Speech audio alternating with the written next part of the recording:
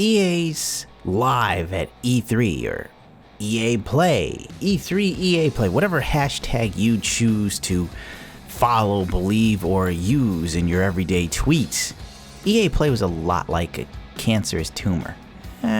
You don't know it's there until it creeps up on you. Then you get the chemo and you think it's getting better, and then it whops you over the face with more shittery. I hate you, Gundam. You're negative. First off, the whole thing starts off with this countdown that literally, honest to God, took 2 hours and 42 fucking minutes to get to the final countdown. It was one of the worst pre-streams ever, and it also was littered with people with racist remarks.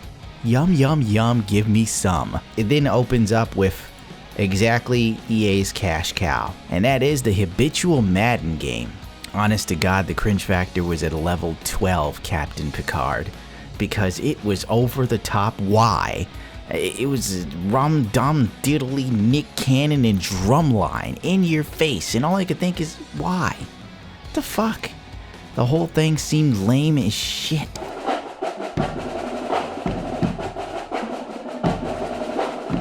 What the fuck is going on there?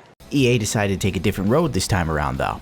Instead of giving you the habitual Madden game that incrementally gets better, they now give you a storyline where you play some young black athlete because frankly, in any part of America, for a black male, you better have some sort of talent. If you can't sing, you can't dance, you can't rap, you can't make beats, you can't play any sports, you better start slinging rocks, son, because the system is built to be against you. That's racist. America's great again. But for real, EA's press conference can be best surmised by looking in the faces of the fucking people who had to watch it. Never have I seen a more soulless group of individuals as the camera panned past young white males that seemed so disenfranchised you wondered why they were even fucking there. Of course, EA then moves on to Battlefield. Okay. What is it about the Battlefield franchise that's so special and appealing to you? The thing I find special about Battlefield is teamwork. I'm not good at shooting. Sometimes I like to repair or heal or hide. You know, typical Battlefield commercials, man, I'm gonna tell you. Like when they do those trailers, they look awesome. The game looks interesting. Then you remember it's Battlefield 1, and it kinda sucks dick. A lot of dick. Who the fuck are we kidding? But you gotta love the fact that EA will continuously put out propaganda trying to sell that Battlefield's just so fun, it's amazing. By using the typical soulless streamers who would pretty much blow anyone who gave them enough bits, cheers, and coins. You're just jealous. No one gives you bits and cheers. You don't deserve them. Ah, God, I mean really, sometimes I sit there and wonder, where the fuck is anyone's integrity? You know, I'm gonna give you a story about me. You're probably not gonna like it. I was a member of the 501st Legion. I was one of the best troopers in the entire Legion. That's an entire world of people. I was one of the few troopers that ever made it to elite status before, you know, people started complaining, oh, it's not fair, I can't be an elite trooper because I'm fat. Well, fuck you, dude. I can't play football because I'm 5'11 and built like an Asian schoolgirl. Fucking get over it. Jesus, you gonna take this from me? I finally got something, and your pork fried fucking fingers and hoagie loving face is gonna take my little treasures? You are a dredge of society. But for real though, I was asked to participate in the Rose Bowl parade. Turned it down. I wasn't flying out there for that shit, to be put through a drill and march around pretending I'm a soldier for some bullshit. I also was asked to do a show with Weird Al Yankovic. You might not know who he is, you might not care. And I felt that it would make me look like a joke, and I put far too much energy and effort in my presentation and my armor to be seen as a joke or a goof. I turned that right down. Plus, they didn't offer me money. Oh, God. You shill. EA even went as far as, listen, I'm for real, they probably staged this. They had some Battlefield streamer and his girlfriend, he like proposed to her, and EA fucking whored that shit out more than a pimp's #1 bitch. My bitch better have my money. Every time I turned around on Twitter, EA was showing off this marriage proposal. It got to the point where I got sick of it. Like the first time I was like, okay, whatever. And then you see it like 10 other times in your feed and you're like, I'm fucking done with this shit. I'm over it, bitch. Good. You guys carried this battle pack all the way out here. Muggs, what's this? What's this? This is a very special battle pack for a very special woman. You know, we met at Twitch, through Battlefield. We've done so much with the community. It has been an amazing, experience with you, and I just, I want to share it with you for the absolute rest of my life. And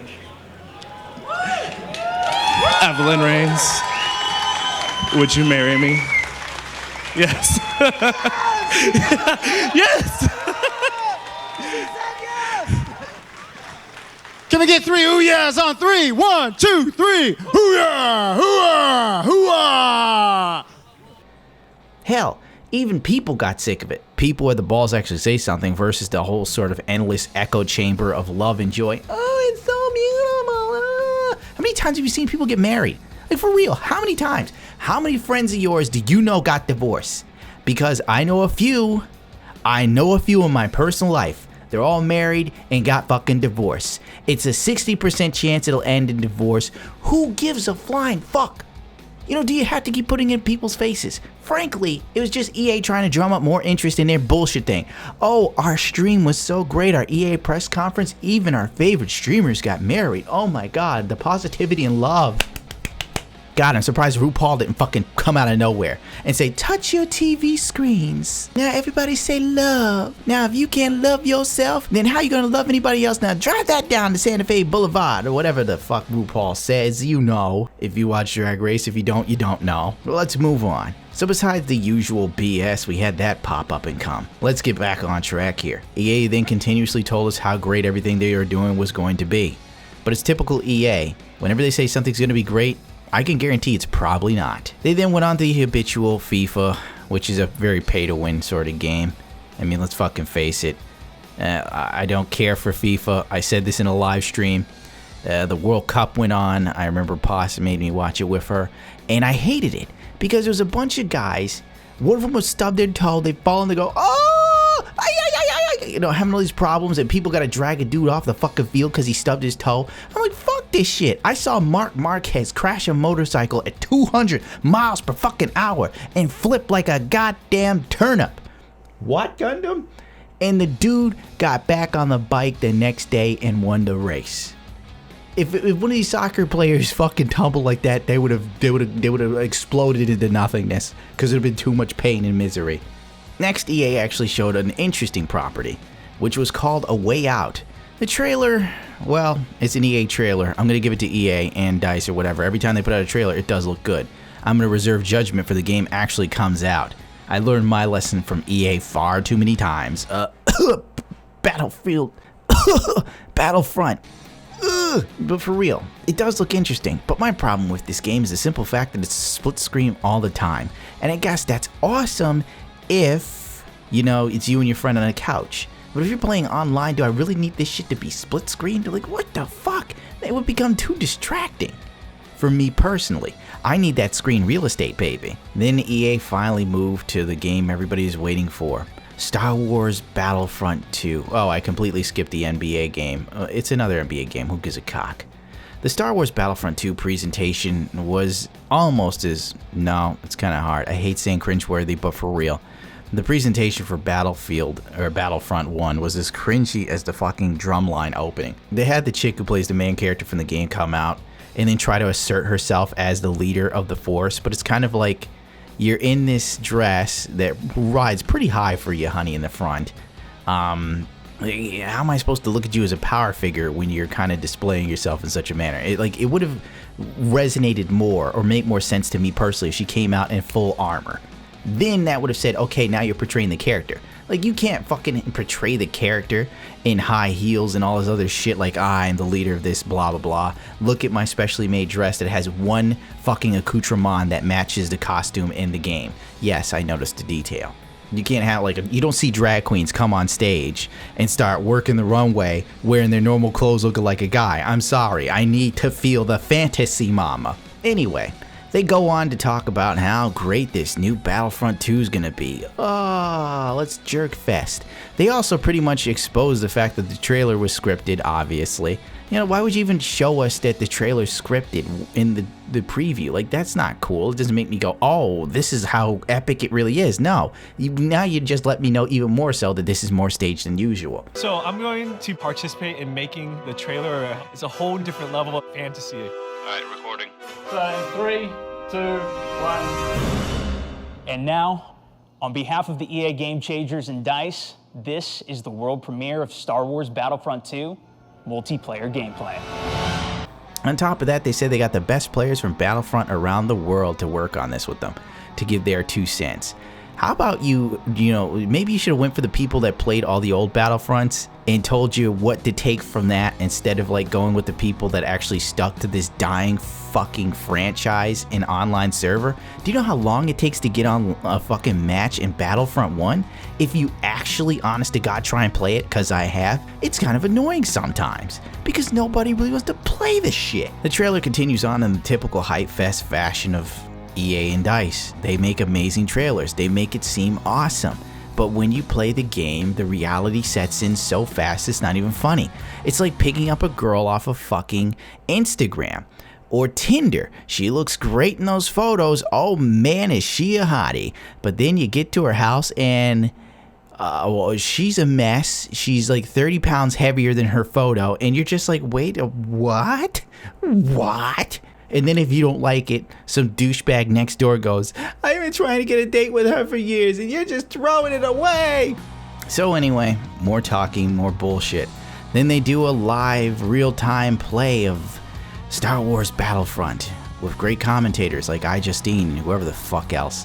Honest to God, it pretty much reaffirmed that Battlefront 2 looks identical to Battlefront 1. It doesn't seem like there was any major changes other than a few extra game modes and classes. And really, how hard is it to improve upon a turd? EA also displayed in this trailer the bad map design. The fact that EA does what EA does in these sort of control point maps.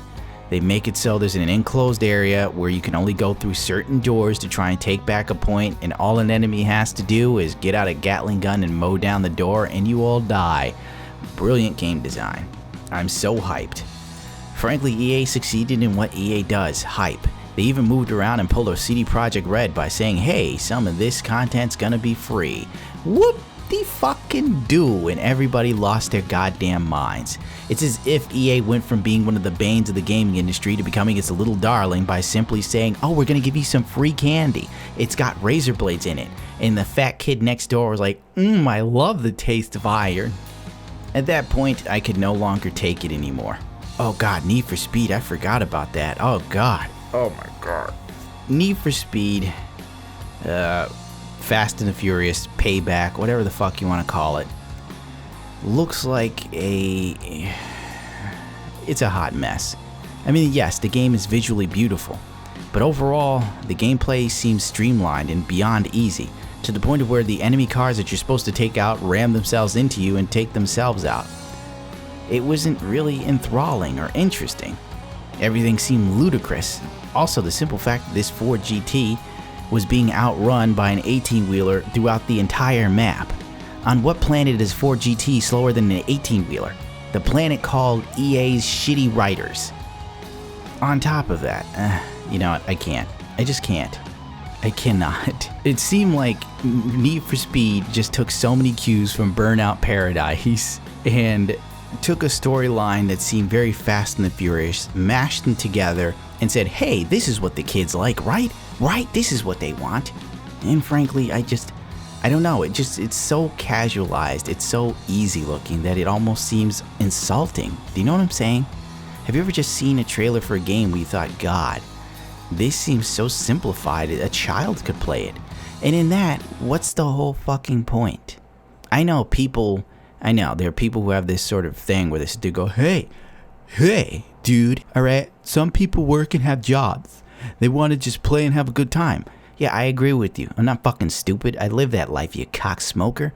But for real, I don't want to play something that insults my intelligence or me as a player. I do want some challenge. I do want to feel accomplished when I finish something. I find that in most games today that I beat, there is no sense of accomplishment. There is no sense in joy and victory. And in that point, or in that case, what is it worth? I can't remember, was it Sun Tzu in The Art of War who said something to the effect of, it is better to lose to a skilled opponent than to gain a shallow victory? Maybe that's me, maybe I've got my philosophers wrong, but it's a poignant statement for this current point in time in gaming. And on that note, I probably should leave. I haven't made this very funny, and it's probably because watching the EA thing while I do this drained me of life force. I feel cheap. I feel like, oh, fuck this. Oh well, can't actually give more of a shit than me. You want to rate, comment, subscribe, you feel free. You want to follow me on Twitter, Twitch, all that other garbage, go right ahead. Keep it up. I'll get big enough to be the guy at these E3 things. It'll be me, instead of some trendy hipster who's too nervous to talk in front of a camera to talk about Need for Speed. What up, guys? Thank you for having me, EA. If you guys don't know who I am, my name is Jesse Wellens, and I am a YouTube creator. So I am here to talk about Need for Speed, Payback. If you guys didn't know, Need for Speed Payback, I'm yeah, it's a great game. I'm a YouTube content creator. I'm like, are you serious, dude? You could not finesse this. You could not finagle it, bitch. You could not sell this shit. I would have sat there and sold the fuck out of this if they paid me to go. I would have said this game has reaffirmed my love in modern American muscle cars and Japanese import cars. Every moment is a heart-stopping endeavor to try and accomplish your mission as quickly and as stylishly as possible. I cannot express to you how much this game has truly moved my effing soul, dude. I went on late model restoration yesterday and bought new rims for my Mustang. I'm not trying to plug them. I'm just saying this game inspired me so much. I felt like I was Vin Diesel. I felt like I was Paul Walker pre-fire death. I'm telling you, dude, the game is blazing. Now that's how you bullshit, kids. God damn, I'm fantastic. But that's why they won't hire me. I changed the game. I changed the game and they go, we can't do it anymore. PewDiePie quit because he knows he can't keep up with Gundam's quick wit. He's like Russell Brand if Russell Brand was American and had a dirty mouth. When you laugh like that, it makes me know what you'd sound like when you come. And I like it. Is this morning telly? Yeah. So you can't put that in? About 7 AM. So people just... Hey viewers, that's what Fifi sounds like when she comes. Enjoy your breakfast, you perverts. I can tell, sorry. We managed to get tickets for the Super Bowl. Fun. And when I say we, I mean my husband. Yeah, but you know, look at the way you drop the jets. You could drop that guy any day.